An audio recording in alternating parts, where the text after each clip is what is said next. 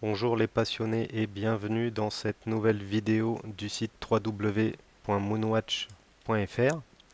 Alors aujourd'hui je vous propose une vidéo pour parler un petit peu des tarifs, des disponibilités du SAV que nous proposent les grandes marques horlogères, avec une question qui revient assez souvent quand on parle sur les forums, c'est est-ce que ces manufactures horlogères de luxe exagèrent?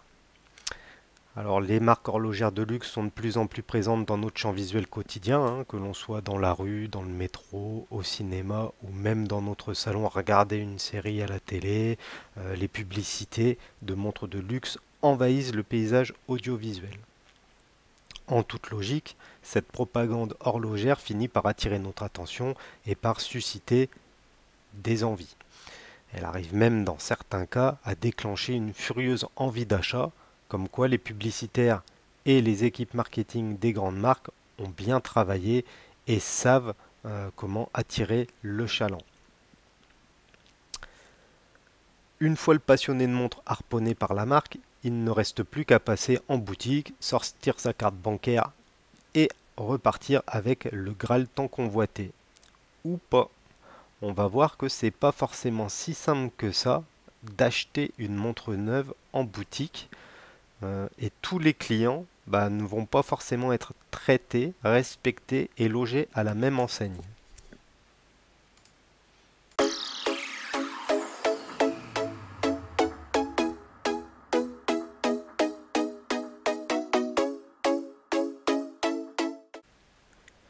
Une fois que le passionné d'horlogerie est pris d'une méchante crise horlogère, il ne va plus dormir la nuit. Il cogite en permanence sur l'achat de sa nouvelle Rolex Submariner ou sur l'acquisition de la nouvelle Omega Snoopy. Mais le parcours du combattant ne fait que commencer et on va voir qu'il n'est pas si simple que ça d'acheter une montre même si on a les fonds. C'est ça qui est le plus dingue. Alors tout d'abord, le passionné va attendre la fin de semaine jusqu'au samedi pour aller faire la tournée des distributeurs officiels. Enfin, distributeur officiel, c'est bien mignon, mais encore faut-il en trouver. Hein. Euh, Si vous vivez en pleine pampa, en pleine province comme moi, c'est mort. Il n'y a aucun distributeur officiel. Les seuls distributeurs que vous allez avoir, ça va être sur des marques euh, moins respectées et de type Festina, Lotus, Diesel, etc. Donc, si vous vivez dans une grande métropole, type Paris, Marseille, Lille ou Lyon, pas de souci, vous pourrez faire la tournée des AD, mais si vous êtes en pleine province, comme c'est mon cas, ça va être déjà plus compliqué. Ensuite, on peut tout de suite oublier aussi de les contacter par téléphone, car les AD, ces fameux Authorized Dealers, euh, vont tout simplement vous ignorer au téléphone. Il faut savoir que quand les grandes manufactures horlogères font des annonces, de grosses annonces, ce qui se passe, c'est que les AD se font harceler au téléphone pour avoir des réservations sur des montres qu'ils n'ont pas encore.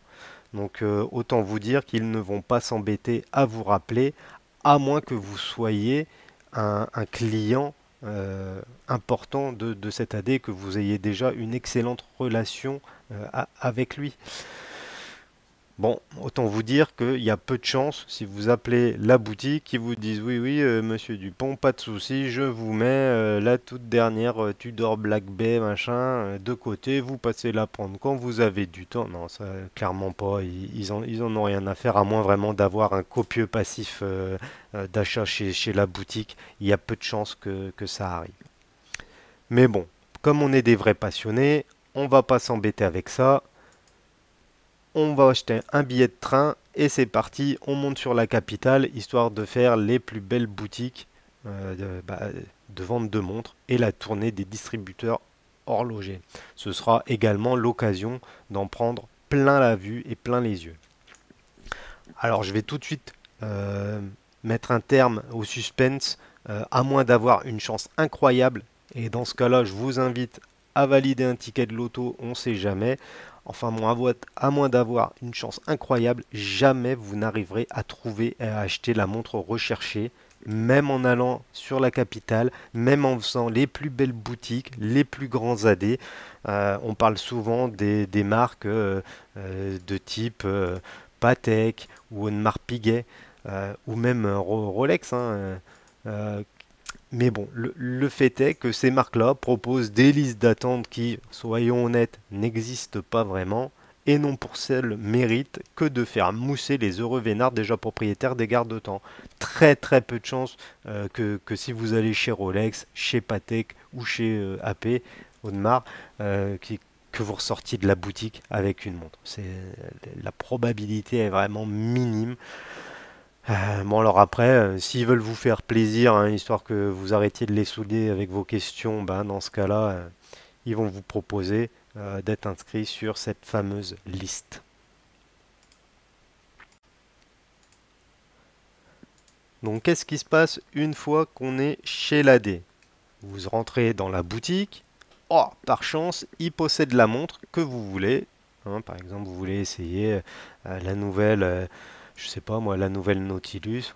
Et encore là, encore une fois, très très peu de chance. Hein, même la boutique des champs, ils l'auront pas. Donc bon, on va partir sur quelque chose peut-être d'un peu plus plausible. Allez, vous essayez une Detto, vous êtes content, la Della, vous voulez l'acheter, et bah c'est pas possible. La montre que vous êtes en train d'essayer, c'est une montre d'exhibition, c'est-à-dire que c'est une montre qui permet d'attirer le client, euh, mais c'est tout, vous ne pourrez pas repartir avec. Donc vous pourrez l'essayer et l'AD, s'il est sympa, va vous proposer d'ajouter votre nom sur un post-it de la liste d'attente. Youhou! Vous allez pouvoir boire une coupette, vous êtes enfin sur cette fameuse liste d'attente imaginaire. Bon, plus qu'à patienter 2, 3, 4, 10 ans, hein, c'est super. Autant vous dire qu'encore une fois, c'est d'un ridicule sans nom. Alors évidemment, vous êtes un peu déçu de ne pas rentrer chez vous la montre au poignet, mais vous gardez l'espoir de recevoir un appel de votre AD pour vous donner la bonne nouvelle lorsque la montre qui vous est dédiée sera arrivée. Alors encore une fois, hein, je vais couper court au suspense. Cet espoir va fondre comme neige au soleil à chaque journée passée sans recevoir d'appel de votre AD fétiche. Patienter 6 mois, 1 an, c'est déjà très très très long. Hein. Si vous achetez une voiture et que vous avez un peu d'attente, vous verrez déjà c'est très très long. Une montre, c'est encore plus long.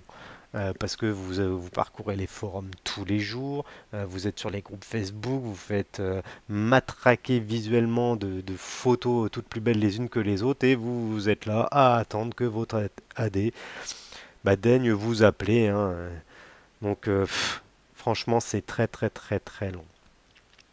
L'autre possibilité, c'est vous allez essayer la montre chez l'AD car celui-ci la possède en boutique, mais votre autorisé dealer, votre vendeur, va être honnête avec vous et il va vous dire que vous avez peu de chances d'obtenir la montre car les clients VIP sont prioritaires. Hein. Donc les clients VIP sont tout simplement ses meilleurs clients, hein, ceux qui ont déjà un lourd historique d'achat dans la boutique. Évidemment, il va les faire passer en priorité puisque ce sont des gens qui lui ont rapporté beaucoup d'argent.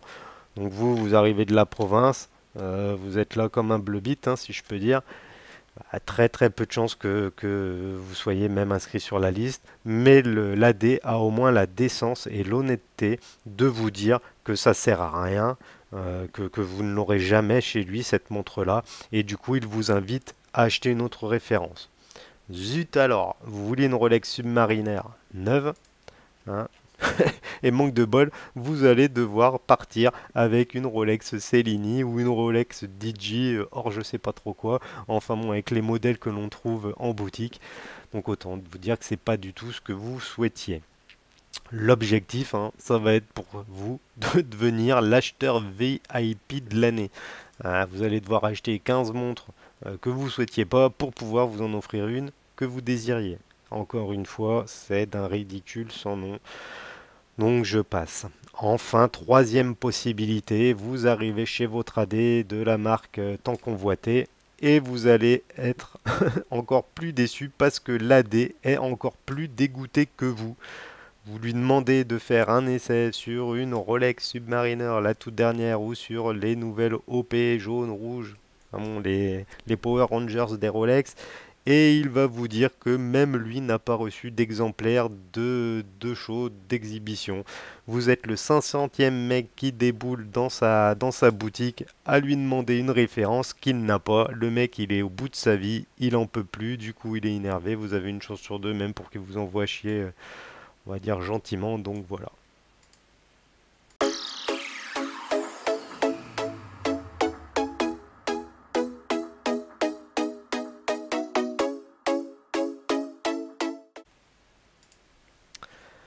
Le deuxième point que je voulais aborder avec vous concernant cette vidéo sur l'exagération des marques de montres concerne le tarif des montres qui sont toujours plus chères. En plus de la difficulté de sourcer les montres neuves chez les revendeurs officiels, on s'aperçoit que les manufactures horlogères augmentent leurs tarifs quasiment tous les ans. Bon, comme beaucoup de choses, hein, l'électricité, le train, le prix du ticket de métro, tout augmente tous les ans, évidemment, hein. Bon, pourquoi pas, mais pour autant, les montres ne subissent pas forcément d'évolution majeure qui pourrait justifier une hausse de prix qui peuvent atteindre 10, 15, 20%. Là, on n'est pas sur 0,5% d'augmentation du prix du ticket de métro, vous voyez. Là, on a connu cette année des augmentations jusqu'à 25% pour des modèles qui n'ont quasiment pas évolué. Alors, je vais prendre deux cas qui, moi, m'ont un petit peu choqué cette année. Tout d'abord, chez Rolex. Donc, bon, Rolex, hein, c'est des montres que j'aime bien, comme beaucoup de gens. C'est des bonnes montres, on va pas se mentir. Qui sont très demandées, qui sont peu disponibles, donc les prix sur le marché gris explosent. Bon, on connaît tous le truc, hein, on est tous dégoûtés de cette spéculation, de cette watch spéculation qui tue le market un peu. Mais bon, fin 2020, Rolex annonce la sortie de sa nouvelle sub. Voilà, c'est celle-ci, hein, la nouvelle sub, et elle se voit dotée d'une nouvelle carrure de 41 mm de diamètre à la place de l'historique carrure qui faisait 40 mm. Bon, ok, Rolex, ils m'ont bien fait rire sur ce coup-là. J'ai juste envie de féliciter le département recherche et développement chez Rolex, hein. Je leur recommande d'ailleurs de prendre quelques semaines de congé car les gars ils doivent être claqués, hein. Vous vous rendez pas compte quand même. Ils ont poussé un petit peu les bords du boîtier pour passer de 40 à 40,6 ou 7 mm. En plus c'est même pas 41 vrais mm, mais bon. Donc bon les gars, franchement n'hésitez pas à prendre quelques RTT si vous êtes tués. Bon allez, j'arrête de troller, je vais pas être mauvaise langue. Faut quand même pas oublier, bon, la marque à couronne a également fait évoluer le calibre et la réserve de marche associée, hein. Bon, c'est toujours sympathique. Le seul problème, c'est que le tarif a été augmenté déjà de quelques centaines d'euros, hein, sur cette nouvelle version. Mais c'est pas tout, on va voir que là, on va se reprendre une touillette. Bon, on a déjà du mal à trouver les montres professionnelles neuves, alors que sur le marché gris, on n'a aucune difficulté à en trouver, hein. Parce que ça aussi, il faut distinguer deux choses. Quand on a du mal à obtenir une montre chez un revendeur, une montre par exemple à très grande complication, une Jacob Co, ce genre de choses, on va avoir du mal à les retrouver. Ça peut s'expliquer parce que la manufacture en produit par exemple que 10 exemplaires. Du coup, le prix sur le marché de l'occasion s'envole. Ça, c'est compréhensible. Chez Rolex, c'est pas du tout ça ce qui se passe. Ce qui se passe, c'est que une grande partie des gens qui obtiennent les montres les mettent directement sur le marché. Il faut savoir que Rolex, il fabrique quand même plus d'1 million de montres par an. Donc il n'y a pas un problème de fabrication. Et s'il voulait, même, je suis persuadé qu'il pourrait fabriquer plus. Et là, ce qui se passe, c'est que le marché gris est noyé sous les offres qui sont parfois jusqu'à 2 fois plus chères que le tarif officiel en boutique. Bon, alors après, vous allez me dire, oui, mais c'est la loi de l'offre, de la demande, de la spéculation horlogère, nanana. Bon, ok, d'accord, mais où est la passion là-dedans? On va pas me dire que les AD sont pas de mèche avec certains revendeurs connus du marché gris quand même. Euh, Moi, je veux bien qu'on ait un petit peu d'attente pour obtenir une sub, mais dans la sub, c'est des modèles qui sont rodés depuis des dizaines d'années. Il y a rien il y a rien qui justifie ce secteur du gris bah, qui se développe et qui amène tout ce qu'on connaît avec le développement des répliques, le développement des Franken, etc. Donc voilà. Bon, enfin, bon. Par rapport aux tarifs de Rolex, on a déjà pris une petite touillette avec l'annonce du nouveau modèle, un nouveau modèle révolutionnaire. Vous comprendrez que je troll encore un peu. Bon, à ça, on va bientôt prendre, sûrement à partir du mois de février, hein, d'après les rumeurs qu'on lit de ci, de là, une augmentation de 5 à 7%. Cette augmentation, elle est énorme, d'autant plus qu'elle n'est pas justifiée et qu'encore une fois, il n'y a pas eu d'évolution majeure sur une grande majorité des modèles proposés par la marque. La sub, bon bah la sub, oh, d'accord, la carrure a augmenté, meilleure réserve de marge, d'accord. Si on prend les autres montres de chez Rolex, les OP, les Daytona, etc., à part quelques coloris qui ont évolué, il n'y a eu aucune annonce majeure. Et on va quand même se prendre 7%. Alors derrière, ils vont bien nous trouver plusieurs raisons. Le Covid, le problème à sourcer les pièces, de fournisseurs, de je sais pas quoi. Mais bon, on va pas se mentir, c'est de la connerie tout ça. Et comble du comble, en plus, je vais même vous dire, ceux qui avaient la chance d'être sur la fameuse liste d'attente virtuelle depuis plusieurs mois, voire depuis plusieurs années, et ben eux, ils vont être également impactés. Ça veut dire que ceux qui sont inscrits il y a 3 ans sur une liste d'attente pour avoir une sub, non seulement ils auront plus la sub qu'ils souhaitaient en 40, ils auront celle en 41, mais en plus ils auront plus la sub à 7000 balles telle qu'elle était quand ils sont inscrits sur cette fameuse liste invisible, et ils vont devoir payer 9500 balles le tarif de la nouvelle. Donc c'est juste incroyable. Franchement, cette politique, elle est juste énorme. C'est un coup de génie, je trouve. Le pire, c'est que les passionnés, hein, tels que nous, et même moi, on en redemande, hein. La demande, elle ne cesse pas d'augmenter, et ça devient un cercle vicieux, pardon, sans fin. Rolex est clairement le roi de la communication marketing et du déclencheur d'achat, hein. Mais moi, le premier, je me fais avoir par par tout ça, hein, parce que moi, cette année, mon rêve, ça a été de me trouver une Daytona, quoi. Une Daytona et une 16, et une 16710. Vous voyez, donc même moi, je me fais happer par par cette politique commerciale marketing qui est foireuse. Donc c'est vraiment des génies. On va pas se mentir, ils gèrent. Le deuxième exemple que je voulais prendre, c'était l'augmentation des tarifs et le cas de la manufacture Omega. Euh, Tout d'abord, fin 2020, la manufacture horlogère suisse Omega nous a annoncé sa nouvelle Speedmaster Moonwatch Snoopy Edition. Donc c'est une très belle montre, hein. Franchement, il n'y a rien à dire, avec un caseback qui est magnifique, hein. Franchement, j'adore. Donc bon, cette version, contrairement à la précédente Snoopy, hein, d'ailleurs, n'est pas une édition limitée. On aurait donc pu supposer qu'elle soit disponible plus facilement et surtout à un tarif plus raisonné, plus abordable. Que nenni. La stratégie de communication d'Omega est bien ficelée. Ils ont pris de nombreuses précommandes, hein, chez leurs revendeurs officiels. Donc les boutiques officielles ont pris des milliers de précommandes et annonçaient d'ailleurs une livraison courant 2021, fin 2021. Bon, pourquoi pas, ça semble raisonnable, hein, ça prend du temps, ce genre de montre à faire, pourquoi pas. Quelques mois plus tard, on apprend que la majorité des livraisons sera effectuée non plus en 2021, mais fin 2022 ou début 2023. Résultat, les chanceux qui bénéficient d'un réseau parallèle et qui ont la chance d'avoir obtenu ou qui vont obtenir leur Omega Snoopy plus vite que les autres qui sont sur la liste d'attente, et ben ils vont mettre leur montre en vente sur le marché gris à des tarifs délirants. Et je vous le donne en mille, c'est ce qui s'est passé.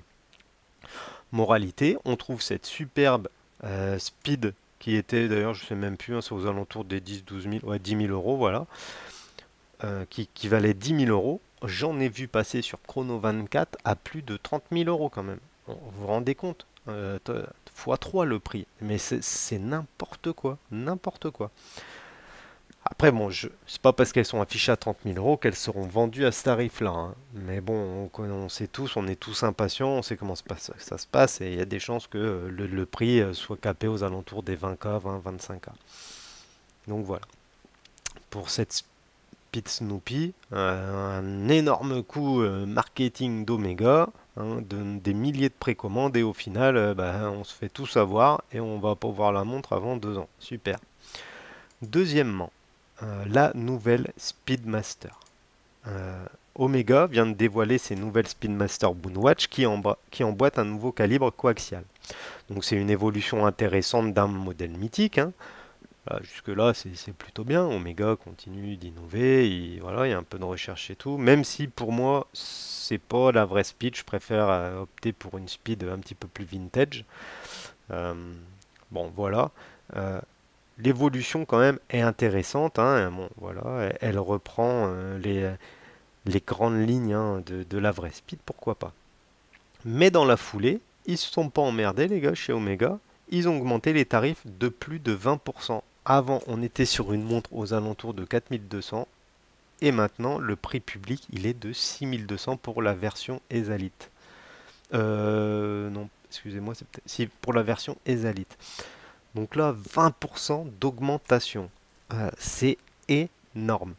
Euh, sur un modèle où franchement il n'y a pas énormément de nouvelles choses. Bon, il y a le nouveau mouvement coaxial qui pour moi c'est pas forcément un gros plus. Ils ont fait un nouveau bracelet et paf, 2000 balles de plus.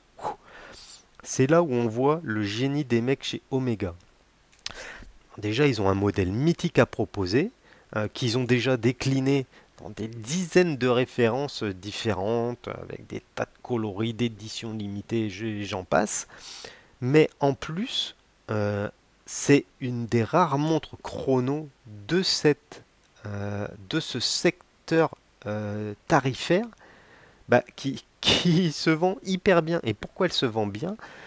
Parce qu'elle a aucune concurrence, cette montre-là. C'est pas dur, dans les chronographes à moins de 7000 euros, voilà, à moins de 8000 euros, on va avoir quoi? On va avoir l'IWC ingénieur chrono, on va avoir l'IWC portugaise chrono à la limite, on va avoir la Navitimer et c'est à peu près tout.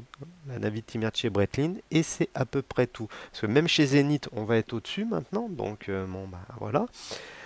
Et Omega était largement en dessous du prix public de la concurrence. C'est-à-dire qu'avant, pour 4000 balles, vous aviez une Omega, alors que chez Breitling, il fallait compter au moins 6000 euros. Et bah les mecs chez Omega, ils se sont dit, eh ben avec la nouvelle Speed, on va augmenter les tarifs de 1500 balles, 2000 balles même, et même comme ça, on sera encore moins cher que les autres que nos concurrents. Du coup, eh ben on continuera de les vendre. Franchement, si ça c'est pas un coup de génie, même avec une forte augmentation de 20%, la Omega Speedmaster reste moins chère que les chronographes concurrents. Et ça, ça fait que ils vont quand même en vendre des palettes de cette speed.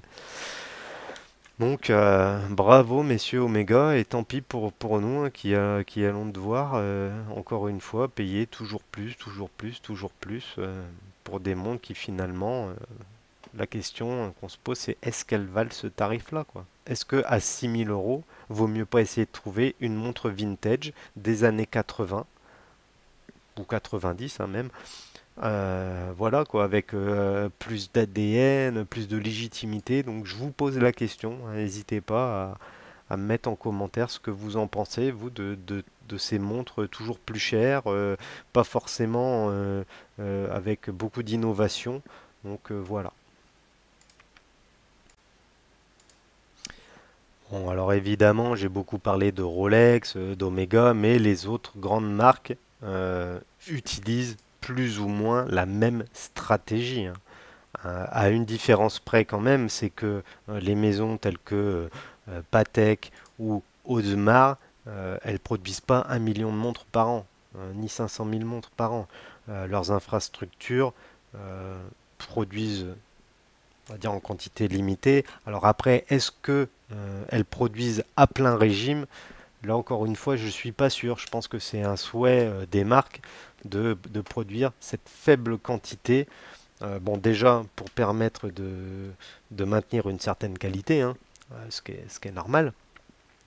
mais aussi pour faire monter les tarifs et être toujours plus cher. Il y a quelques mois, enfin quelques mois, il y a un an, je me suis, j'ai eu le culot de passer chez Patek. Bon, j'ai eu un échange cordial avec eux, hein, donc Patek à Paris. J'ai échange très cordial, hein, mais bon, je me suis vu entendre un truc qui m'a fait halluciner. Ils m'ont dit que les montres qu'ils avaient, elles étaient uniquement vendues à leurs clients existants et que c'était impossible d'obtenir les nouvelles références sans être nouveau client. Oh, alors là, je suis tombé de haut parce que je me suis dit, bah écoutez, quand même, là, c'était sur un budget d'à peu près 30K, donc un beau budget. Moi, c'était pas pour faire de l'essai photo, hein, c'était vraiment pour me prendre cet aquanaute. Et là, bah, je me suis demandé du coup, et je leur ai demandé, mais comment est-ce que je peux devenir client si c'est impossible pour moi d'acheter une montre en boutique, quoi. Bon, alors évidemment, hein, aucune réponse. Le pire, en plus, bon, moi je suis en province, j'ai dû monter sur Paris, c'est que j'ai même pas pu voir le modèle que je souhaitais parce que même eux ne l'avaient pas en boutique, hein. Déjà, ça c'est juste incroyable. Enfin bon, grosse déception chez Patek et je pense que même eux, enfin je comprends pas. Franchement, je comprends pas. Ils veulent vraiment qu'on achète sur ce marché de l'occasion et qu'on se fasse pigeonner. Voilà, c'est encore une fois, je trouve ça hyper décevant. Mais comment est-ce qu'on peut devenir client de ces boutiques-là, de ces marques-là, hein, qui sont des belles marques hein, quand même. C'est le fleuron de l'horlogerie suisse. Mais comment est-ce qu'on peut devenir client de ces marques-là s'ils n'acceptent pas de nouveaux clients? Euh, je sais pas, moi là, ça m'a fait halluciner. Alors bon, j'ai déjà beaucoup de mal avec les politiques commerciales de Rolex et d'autres grandes marques, mais alors là, chez Patek, ils m'ont tué. Ils m'ont tué, les gars. Donc bon, voilà pour les autres grandes marques, c'est à peu près kiff-kiff, hein.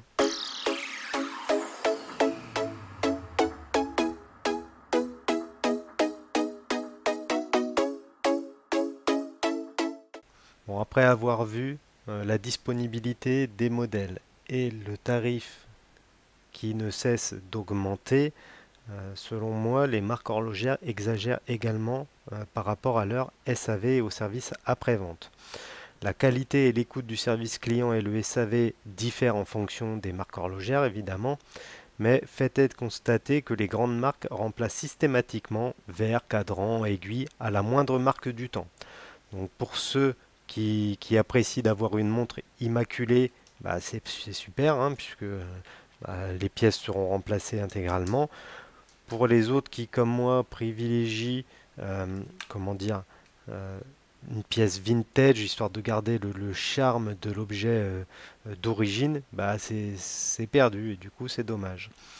Moi je préfère conserver le maximum d'éléments d'origine parce que je trouve que ça donne du cachet à la montre, d'autant plus qu'à la revente d'une montre, ces éléments peuvent être pris en compte, hein. Évidemment, le remplacement de pièces visibles peut ou pas d'ailleurs faire décoter une montre. Mais généralement, on note que quand on remplace certains éléments, par exemple le cadran, les aiguilles, et ben évidemment, ça fait baisser le tarif de la pièce horlogère. Les SAV de chez Rolex, Omega et Breitling, qui sont ceux que j'ai testés personnellement, sont donc à proscrire si vous souhaitez conserver la montre dans son jus. Certaines marques proposent un excellent service client, hein. Faut pas généraliser non plus.